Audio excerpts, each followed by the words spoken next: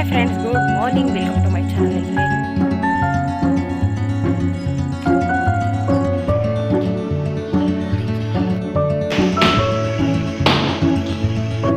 ಆಗುತ್ತೆ ಎಷ್ಟೇ ಮಾಡಿದ್ರು ಮುಗಿತಾ ಇಲ್ಲ. ಒಂದು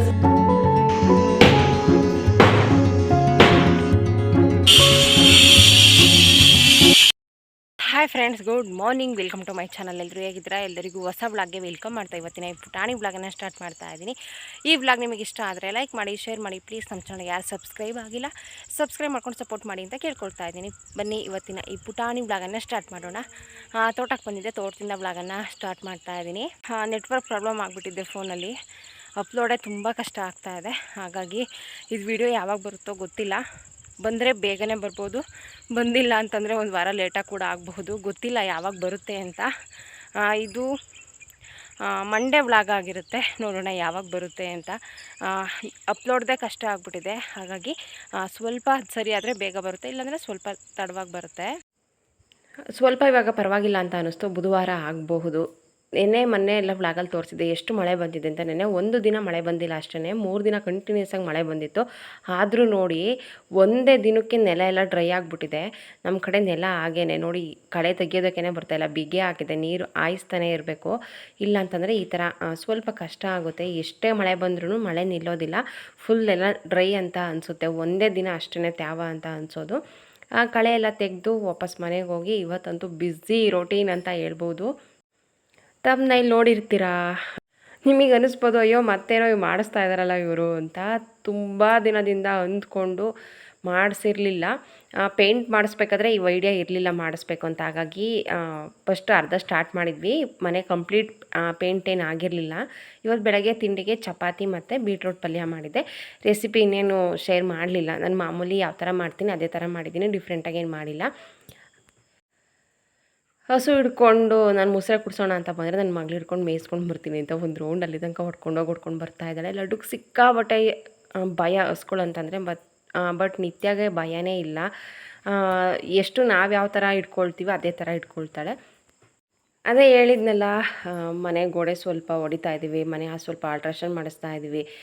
ಇದು ಫಸ್ಟಿಂದ ಅಂದ್ಕೊಂಡಿದ್ವಿ, ಬಟ್ ಇತ್ತೀಚೆಗೆ ಈಗಲೇ ಮಾಡಿಸ್ತೀವಿ ಅಂತ ಗೊತ್ತಿತ್ತು. ಅಂತಂದರೆ ಒಂದು ರೇಂಜಿಗೆ ಅರೇಂಜ್ ಆಗಿರೋ ಥರ ಕಾಣಿಸ್ತಾ ಇತ್ತು. ಬಟ್ ಇವಾಗ ಮತ್ತೆ ಅದೇ ಥರ ಆಗಿಬಿಟ್ಟಿದೆ. ಇಲ್ಲಿದ್ದಂತಹ ಐಟಮ್ಸ್ನೆಲ್ಲ ತೆಗೆದಿದ್ದೀವಿ. ಅಂದರೆ ನನ್ನ ಟೈಲರಿಂಗ್ ಮಿಷಿನ್ ಏನಿತ್ತು, ಬುಕ್ಸು ಎಲ್ಲ ಈ ಜಾಗ ಕ್ಲಿಯರ್ ಮಾಡಿದ್ದೀವಿ. ಇಲ್ಲೊಂದು ಕಾಟ್ ಇತ್ತು, ನೋಡಿರ್ತೀರ ಇನ್ನೇನು. ಇದು ಇಲ್ಲ ಈಗ.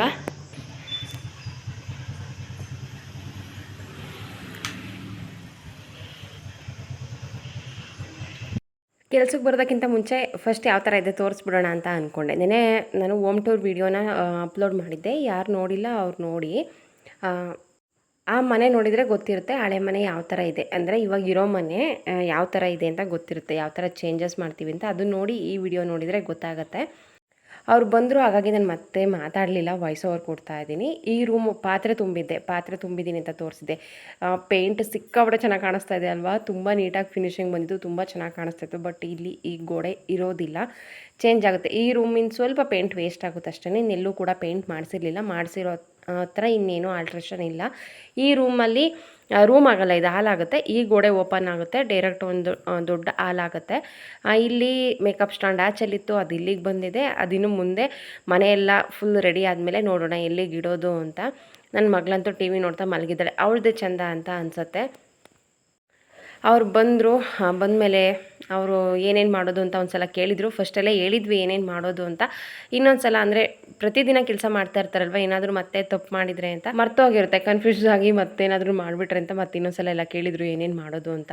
ಇಲ್ಲಿ 2 ರೂಮ್ ಇದೆ, ಅಂದರೆ ಒಳಗಿಂದ ಒಂದು ರೂಮಿಗೆ ಹೋಗಬೇಕು, ಇನ್ನೊಂದು ರೂಮಲ್ಲಿ ಅಲ್ಲೇ ಆಚೆ ಕಾಣಿಸ್ತಾ ಇದೆಯಲ್ಲ, ಅವೆರಡನ್ನೂ ಕೂಡ ಗೋಡೆ ಓಪನ್ ಮಾಡಿದರೆ ಒಂದು ದೊಡ್ಡ ಹಾಲ್ ಆಗುತ್ತೆ. ಹಾಗಾಗಿ ಅಲ್ಲಿ ಇನ್ನೂ ಸ್ವಲ್ಪ ಏನೇನೋ ಆಲ್ಟ್ರೇಷನ್ ಇದೆ. ಮುಂದೆ ಬರುವ ವಿಡಿಯೋಗಳಲ್ಲಿ ನೀವು ನೋಡ್ತೀರಾ. ಸಿಕ್ಕಾಬಟ್ಟೆ ಧೂಳು, ಸಿಕ್ಕಾಬಟ್ಟೆ ಸೌಂಡು ಬೆಳಗ್ಗೆಯಿಂದ ಕೇಳಿ ನನಗೆ ಮಧ್ಯಾಹ್ನ ಆಗೋಷ್ಟರಲ್ಲೆಲ್ಲ ತಲೆನೋವು ಬಂದುಬಿಟ್ಟಿತ್ತು.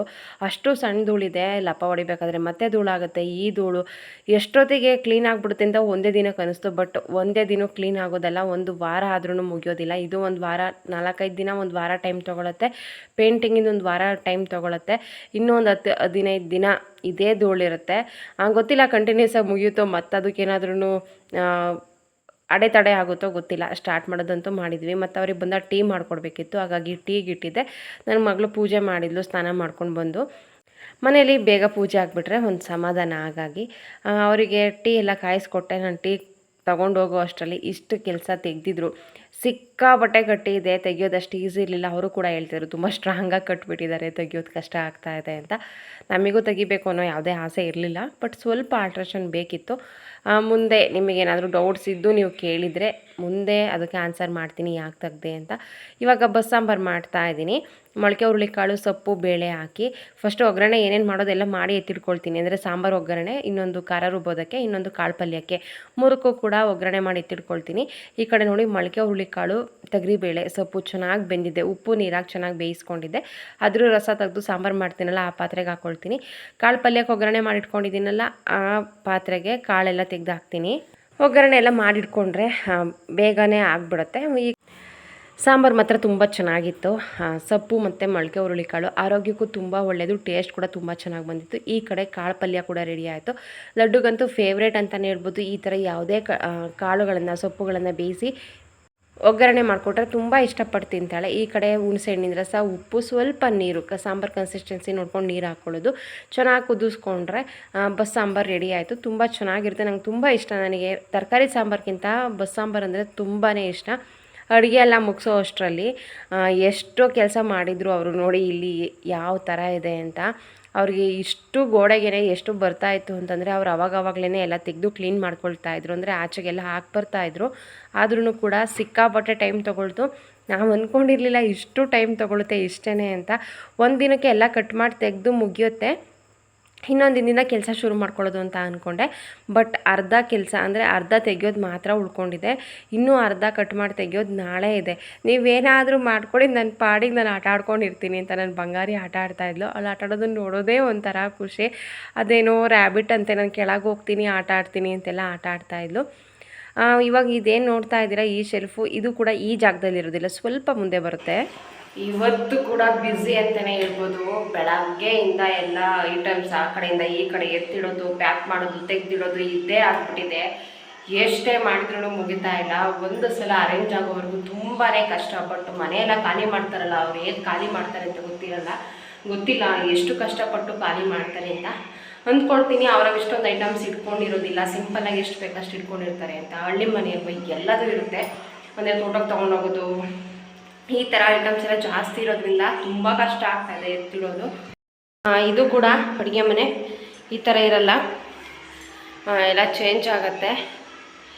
ಈ ಜಾಗದಲ್ಲೇ ಇರಲ್ಲ, ಜಾಗನೇ ಚೇಂಜ್ ಆಗುತ್ತೆ. ಇದನ್ನೆಲ್ಲ ತೆಗಿತೀವಿ. ಕ್ಲೀನ್ ಮಾಡ್ತೀನಿ, ಹೇಗೆ ಮಾಡ್ತೀನಿ ಏನೂ ಗೊತ್ತಿಲ್ಲ. ತೋಟಕ್ಕೆ ಹಿಂಗೆ ಕೆಲಸ ಶುರುವಾಗಿದೆ. ತೋಟಕ್ಕೆ ನಾನು ಹೋಗಿಲ್ಲ ಅಂತಂದ್ರೂ ಅಟ್ಲೀಸ್ಟ್ ಅಡುಗೆ ತಿಂಡಿನಾದ್ರೂ ಮಾಡಿಕೊಡ್ಬೇಕು.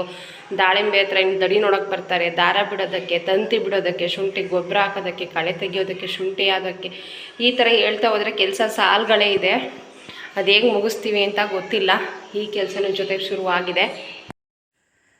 ಊಟ ಟೈಮ್ ಆಯಿತು. ಮತ್ತು ಊಟಕ್ಕೆ ಕರೆದೆ. ಊಟ ಎಲ್ಲ ಮುಗಿಸಿ ಅವರು ಮತ್ತೆ ಕೆಲಸನ ಶುರು ಹಚ್ಕೊಂಡ್ರು.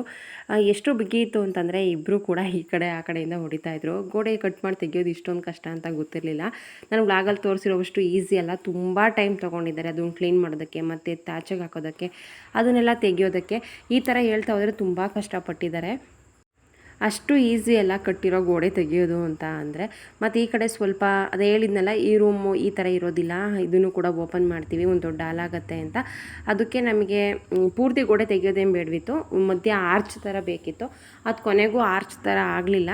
ಅಂದರೆ ಪ್ಲೇವುಡಲ್ಲಿ ವರ್ಕ್ ಮಾಡಿಸಿ ನೀವು, ಇದರಲ್ಲಿ ನೀಟಾಗಿ ಬರಲ್ಲ, ಮೇಲ್ಗಡೆ ಹೈಟ್ ಜಾಸ್ತಿ ಇಲ್ಲ, ಮೇಲ್ಗಡೆ ಪೂರ್ತಿ ತೆಗಿಯೋದಕ್ಕಾಗಿಲ್ಲ. ಹಾಗಾಗಿ ನಾವು ನೀಟ್ ಮಾಡಿಕೊಡ್ತೀವಿ, ಅದನ್ನು ಪ್ಲೇವುಡಲ್ಲಿ ಬೇಕಾದರೆ ನೀವು ಡಿಸೈನ್ ಮಾಡಿಸ್ಕೊಳ್ಳಿ ಅಂತ ಅಂದರು. ನೀವು ಈಗ ಏನು ನೋಡ್ತಾ ಇದ್ದೀರಾ, ವಿಡಿಯೋ ಕ್ಲಾರಿಟಿ ಕಡಿಮೆ ಇರೋದಲ್ಲ, ಧೂಳು ಅಷ್ಟು ಬರ್ತಾ ಇದೆ. ಅವರು ಮಿಷಿನಲ್ಲಿ ಕಟ್ ಮಾಡ್ತಾ ಇದ್ರಲ್ಲ ಗೋಡೆ, ಅದ್ರ ಧೂಳು ಅಷ್ಟು ಬರ್ತಾನೆ ಇತ್ತು. ಮತ್ತು ಈ ಕಡೆ ಕಿಟಕಿ ಇತ್ತಲ್ಲ, ಆ ಕಿಟಕಿ ತೆಗೆದಿದ್ದಾರೆ. ಆ ಕಡೆ ಸೈಡ್ಗೆ ಡೋರ್ ಬರುತ್ತೆ. ಇವಾಗ ಏನು ಡೋರ್ ಇದೆ ಆ ಸೈಡ್ಗೆ ಮತ್ತು ಇನ್ನೊಂದು ವಿಂಡೋ ಬರುತ್ತೆ. ಇದೇ ವಿಂಡೋ ಆ ಕಡೆಗೆ ಇಡ್ತೀವಿ ಅಷ್ಟೇ.